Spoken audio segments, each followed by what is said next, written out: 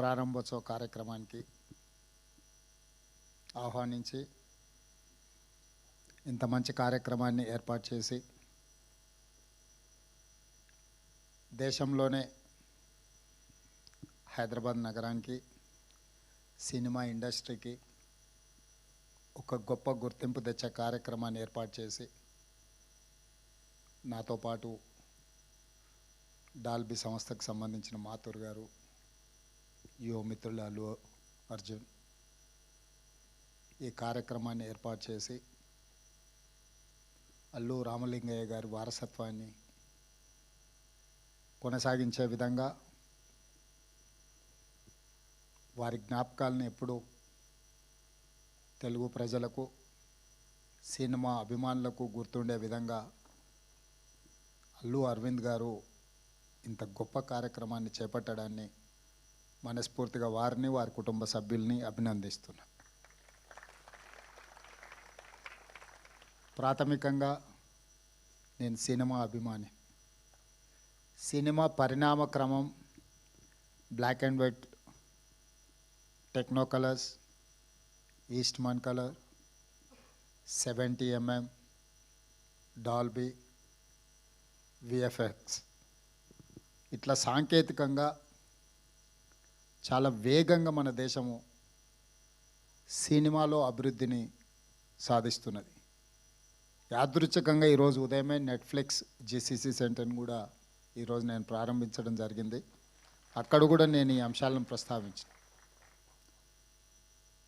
ఒక బాహుబలి, ఒక కల్కి, ఒక అరుంధతి డిజిటల్లీ సౌండ్ అంటే ప్రేక్షకులను కట్టిపడేసే విధంగా సాంకేతిక నైపుణ్యంతో సినిమా తీసినా దాన్ని ప్రదర్శించడానికి థియేటర్లు లేకపోతే ఆ సాంకేతిక నైపుణ్యం అనేది మనకు నిరుపయోగం అవుతుంది. 3D మూవీస్ అయినప్పుడు షార్క్ ఇట్లాంటి మూవీస్ వస్తే చాలా వింతగా ఆ కాలంలో చూసేవాళ్ళం. ఇంత పెద్ద థియేటర్ ఈ మధ్యకాలంలో నేను చూడలే. ఒకప్పుడు మా younger days, college days we use to go Devi, ఆ తర్వాత వచ్చిన మహేశ్వరి, పరమేశ్వరి ఇట్లాంటి థియేటర్లు పెద్ద స్క్రీన్లు చాలామంది ఆడియన్స్తో చూడడానికి అవకాశం ఉంది. గోయింగ్ ఫార్వర్డ్ చిన్న థియేటర్లు, మల్టీప్లెక్స్ రావడము, 60 మంది, 100 మందితో, 200 మందితో సినిమా చూడడము, ఆ ఫీల్ అనేది మిస్ అయిపోయినాం. ఇప్పుడు మళ్ళీ ఈ డాల్బీ థియేటర్ ఐ థింక్ మరి 500 సిట్టింగ్ కెపాసిటీ, 700 సిట్టింగ్ కెపాసిటీ ఉండొచ్చు అనుకుంటున్నాను. ఇది ఇంతమందిలో కూర్చొని సినిమా చూస్తే ఆనందమే వేరు. ఎందుకంటే ఆడియన్స్ యొక్క రియాక్షన్ అనేది వీ కెన్ ఫీల్ డైరెక్ట్లీ. ఇట్లాంటి థియేటర్ టెక్నికలీ సౌండ్ ఇంత ఒక మంచి థియేటర్ని ఇక్కడ వీరు చేయడం, దీని వెనకాల చెన్నై నుంచి ఇండస్ట్రీ ఆంధ్రప్రదేశ్ హైదరాబాద్కి తరలించినప్పుడు ఆనాడు ఎన్టీ రామారావు గారు, నాగేశ్వరరావు గారు, రామనాయుడు గారు, అదేవిధంగా సినిమాలో అడ్వెంచర్స్ చేయాలి అని అంటే ఆ రోజుల్లో Padmalaya studios Natasekhara Krishna garu cinema adventures first colour movie తీయాలన్నా, 70mm మూవీ తీయాలన్నా రకరకాల experiments, adventures with lot of efforts ఆ రోజు కృష్ణ గారు చేసేవాళ్ళు. కృష్ణ గారు ఒక సంవత్సరంలో 15-16 సినిమాలు హీరోగా నటించి రిలీజ్ అయిన రోజుల నుంచి ఇప్పుడు 5-6 సంవత్సరాలకు ఒక సినిమా తీసే పరిస్థితి వచ్చింది. ఎందుకంటే నేను కృష్ణ గారి అభిమానిని కాబట్టి అన్ని వివరాలు నాకు తెలుసు. మేము అన్ని లెక్కలు పెట్టి వాదించేవాళ్ళం. నేను వనపర్తిలో చదువుకునేటప్పుడు సినిమాలు అక్కడ రిలీజ్ అయ్యేటివి కాదు. అయితే హైదరాబాదు లేకపోతే కర్నూలు ఇట్లా కొన్ని ప్రాంతాల్లోనే సినిమాలు రిలీజ్ అయ్యాయి. మొదటి రోజు చూడాలంటే వనపర్తి నుంచి కర్నూలు 100 కిలోమీటర్స్ లారీలో ప్రయాణం చేసి సినిమా చూసి వచ్చేవాడిని నేను.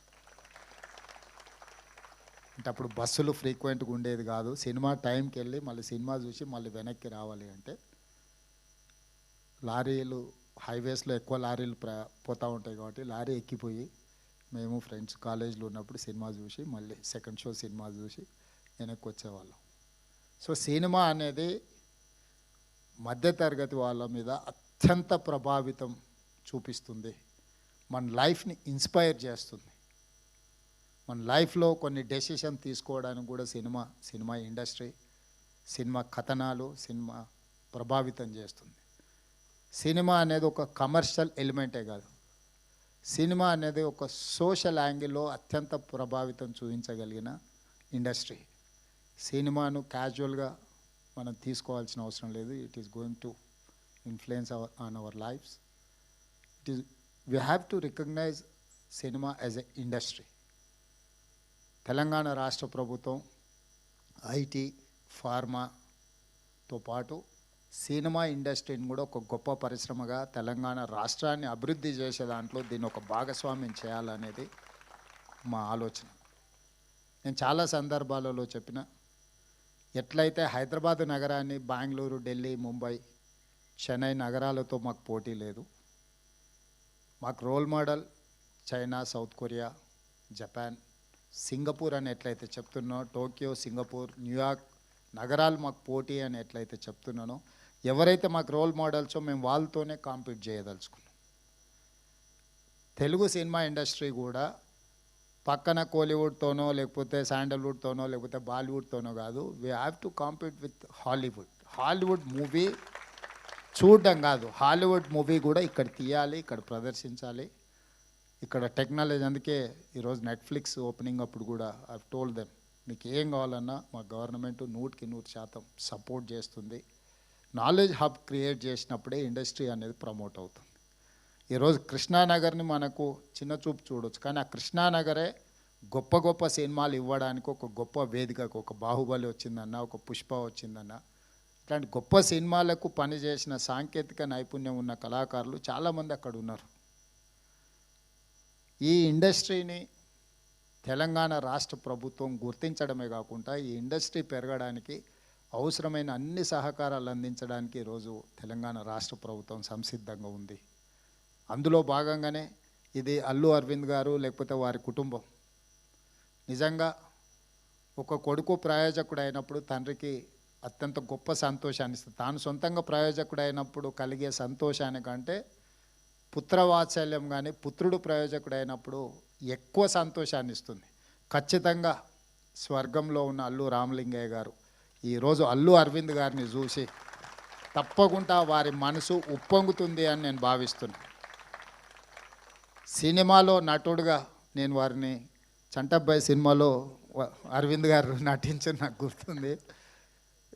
సో వారు నటుడుగా కాకుండా పరిశ్రమలో ఒక ఇన్స్టిట్యూషనలైజేషన్, ఒక వ్యక్తిగా కాకుండా ఒక సంస్థగా గీతా ఆర్ట్స్ కానీ కుటుంబంలో ఇప్పుడు అల్లు అరవింద్ గారు ఏదైతే బన్నీని, అల్లు అర్జున్ని లేకపోతే శిరీష్ని చూసి సంతోషపడుతున్నాడో, అంటే ఆయన సక్సెస్ కంటే కూడా ఆయన పిల్లల సక్సెస్ని ఆయన ఎంజాయ్ చేస్తున్నాడు. సో అల్లు రామలింగయ్య గారు, అల్లు అరవింద్ గారు, ఈరోజు బన్నీ, వీళ్ళ సక్సెస్ స్టోరీ చాలామందిని ఇన్స్పైర్ చేస్తుంది. చాలామంది ది సక్సెస్ వెనకాల ఉన్న వాళ్ళ హార్డ్ వర్క్ని అర్థం చేసుకోవాలి. హార్డ్ వర్క్ అర్థమైనప్పుడు మనకు ఆ వ్యక్తుల పట్ల గౌరవం పెరుగుతుంది. సినిమా సక్సెస్ అవ్వడం, ఫెయిల్ అవ్వడం, బాగుంది బాగాలేదు, 100 రూపాయలు పెట్టి టికెట్ కొనుక్కొని మనం జడ్జ్ చేయొచ్చు. అంతకంటే మనకి ఎక్కువ ఇన్వెస్ట్మెంట్ కూడా అక్కర్లేదు. 100 రూపీస్ టికెట్ కొనుక్కొని సినిమాకి పోయినప్పుడు బయటకు వచ్చేటప్పుడు మనకు కావాల్సింది మనం మాట్లాడుకోవచ్చు. కానీ ఆ సినిమాని తీయడానికి దాని వెనకాల ఉన్న శ్రమ, కఠోరమైన దీక్ష, అట్లాంటి వాటిని మనం అందరం గుర్తించాలి. తప్పకుండా ఈరోజు అల్లు రామలింగయ్య గారి కుటుంబాన్ని, అల్లు అరవింద్ గారి కుటుంబాన్ని, మిత్రులు అల్లు అర్జున్, మీరందరూ ఒక ప్యాషన్ తోటి కంప్లీట్ ఇన్వాల్వ్మెంట్గా అనిపిస్తుంది ఇందులో. ఇంచ్ టు ఇంచ్ మీరు ఇష్టపడి, మనం మొదటిసారి ఇల్లు కట్టుకున్నప్పుడు, మొదటిసారి అంటే పెళ్ళి అయిన కొత్తలో మొదటిసారి ఇల్లు కట్టుకున్నప్పుడు మనకు ఒక రకమైన కన్విక్షన్, కమిట్మెంట్, ఒక భావోద్వేగం ఉంటుంది. ఈరోజు ఈ థియేటర్ పనితనంలో అల్లు అరవింద్ గారిని చూపిస్తూ, డైరెక్టర్స్ గురించి కానీ వీళ్ళందరి గురించి చూపించినప్పుడు ఇంచ్ టు ఇంచ్ ఆయన ఇష్టపడి కట్టుకున్నది వారి మాటల్లోనే ఆ ఆనందం కనిపిస్తుంది. నాకు సమాచారం చెప్పడానికంటే కూడా తను పడ్డ శ్రమ ఈరోజు ఇక్కడ మన అందరం వచ్చి చూడడం ద్వారా మనం అది చూసే దాంట్లో మన కళ్ళల్లో ఒక మెరుపు కనిపిస్తే వారు చాలా సంతోషపడుతున్నారు. ఎందుకంటే నేను నిజంగా కష్టపడ్డది ఈరోజు దీనికి ఒక గుర్తింపు వచ్చింది అని. సో డెఫినెట్గా ఈ డాల్బీ థియేటర్ దేశంలోనే మన రాష్ట్రానికి, మన నగరానికి పేరు తెస్తుంది. ప్రభుత్వం వైపు నుంచి సంపూర్ణమైన సహకారాన్ని అందిస్తాం. భవిష్యత్తులో అల్లు అర్జున్ ఇంకా రాణించాలి. పాన్ ఇండియానే కాదు, హాలీవుడ్లో కూడా రాణించాలి, అంటే అక్కడికి కూడా రీచ్ అవ్వాలి మన సౌండ్. మనం ఇప్పటి వరకు తెలుగులో సినిమా తీస్తే హిందీ సినిమాతో పోటీ పడమని చెప్పుకునే వాళ్ళు కలెక్షన్స్లో. నటించాల్సిన అవసరం లేదు, ఫైనాన్షియల్స్ వర్కౌట్ చేసిన టెక్నికల్గా మనం సౌండ్ వాటితో పోటీ పడి ఒక అవతార్ మూవీని టెక్నికలీ సౌండ్ అని వాళ్ళైతే జురాసిక్ పార్క్ని ఎట్లయితే అనుకుంటున్నారో ఆ సినిమాలతో పోటీ పడే విధంగా మన సినిమాలు తీయడం, మన సినిమా నటులు కూడా వాళ్ళతో పోటీ పడే విధంగా నటించగలిగినప్పుడు మనం హాలీవుడ్తో కాంపీట్ చేసినట్టే. మన లాంగ్వేజ్ బ్యారికేడ్స్ అనేది పోయింది. ఇప్పుడు లాంగ్వేజ్ అనేది పెద్ద ఇష్యూయే కాదు, ద టాలెంట్ ఈజ్ ఇష్యూ. ఆ టాలెంట్ ఆ స్థాయిలో మన వాళ్ళు రాణించాలని మరొక్కసారి అల్లు అరవింద్ గారిని మనస్ఫూర్తిగా అభినందిస్తూ మీ అందరి దగ్గర సెలవు తీసుకుంటున్నాను. Thank you sir, thank you so much. మీలో నా సినీ అభిమానం బయటకు తీసుకొచ్చి మీ ఎక్స్పీరియన్స్ మాతో పంచుకున్నందుకు, అండ్ అలానే కార్యక్రమానికి వచ్చేసి అల్లు సినిమాస్కి మీ బెస్ట్ విషెస్ తెలియజెప్పినందుకు, అండ్